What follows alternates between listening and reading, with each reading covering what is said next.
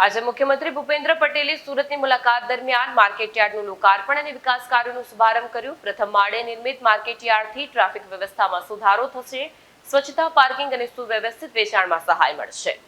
આજે મુખ્યમંત્રી ભૂપેન્દ્ર પટેલે સુરતની મુલાકાત દરમિયાન માર્કેટયાર્ડનું લોકાર્પણ અને વિકાસ કાર્યોનો શુભારંભ કર્યો। પ્રથમ માળે નિર્મિત માર્કેટયાર્ડની ટ્રાફિક વ્યવસ્થામાં સુધારો, સ્વચ્છતા, પાર્કિંગ અને સુવ્યવસ્થિત વેચાણમાં સહાય મળશે। કૃષિ અને વેપાર ક્ષેત્રને મજબૂત બનાવતી આ પહેલને મહત્વપૂર્ણ ગણાવી છે।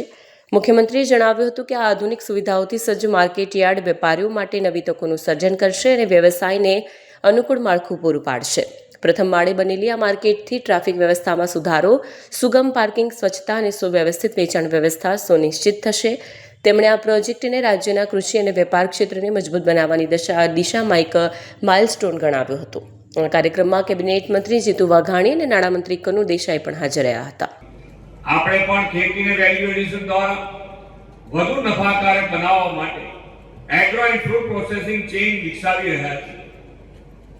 ક્લસ્ટર આધારિત ઉદ્યોગ સ્થાપવાના અભિગમ સાથે કેરી, શાકભાજી, લસણ વગેરે માટે સ્પેશિયલ એગ્રી એક્સપોર્ટ ઝોન પણ વિકસાવ્યો છે।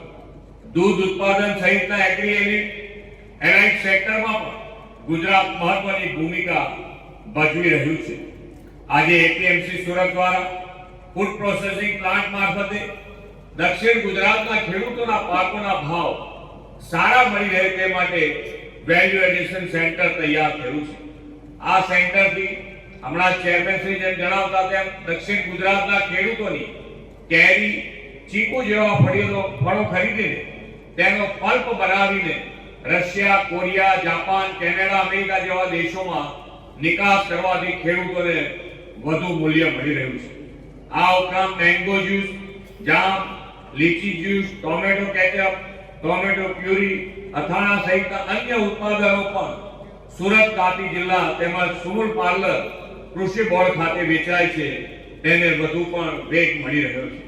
વડાપ્રધાનશ્રીએ ડિજિટલ અને ઇન્ફ્રાસ્ટ્રક્ચર સુધારણાથી ખેતીમાં ઉત્પાદન વધારવા અને ખેડૂતોને વધુ માર્કેટ એક્સેસ તથા ટેકનોલોજીનો સપોર્ટ મળે તે માટે હંમેશા પ્રયત્ન કર્યો છે।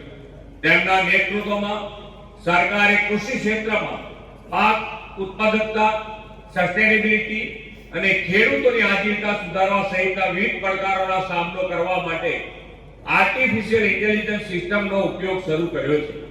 કિસાન ઈ-મિત્ર જેવી વોઇસ આધારિત એઆઈ સંચાલિત ચેટબોટ સિસ્ટમ શરૂ કરાવીને ખેડૂતોને પીએમ કિસાન સન્માન નિધિ યોજના અને કિસાન ક્રેડિટ કાર્ડ અંગેના પ્રશ્નોના જવાબ મળી રહે તેવી સુવિધા પણ વિકસાવી છે।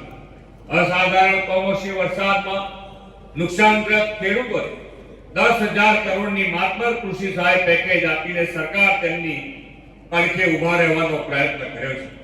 પરંતુ ક્લાઇમેટ ચેન્જના કારણે ખેડૂતોના ઉત્પાદનના નુકસાનને આગોતરી રીતે પહોંચી વળવા માટે એઆઈ આધારિત સિસ્ટમ ડેવલપ કરવામાં આવી રહી છે।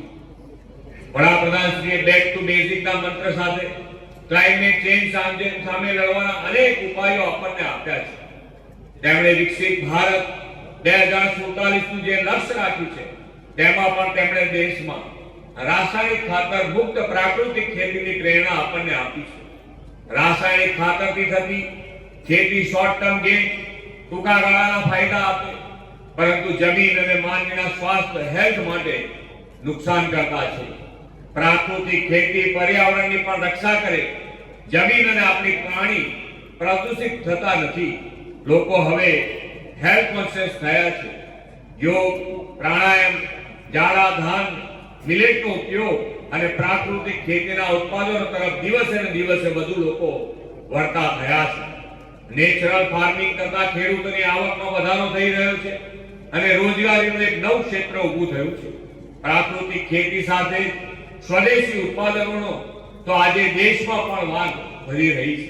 આપણે સૌ પણ સ્વદેશી આત્મનિર્ભર ગુજરાત માટેના સંવાહક વિકસિત ગુજરાતથી વિકસિત ભારતમાં યોગદાન આપતા રહેશો એવા વિશ્વાસ સાથે વિરમું છું। ભારત માતા કી જય, વંદે માતરમ, જય જય ગરવી।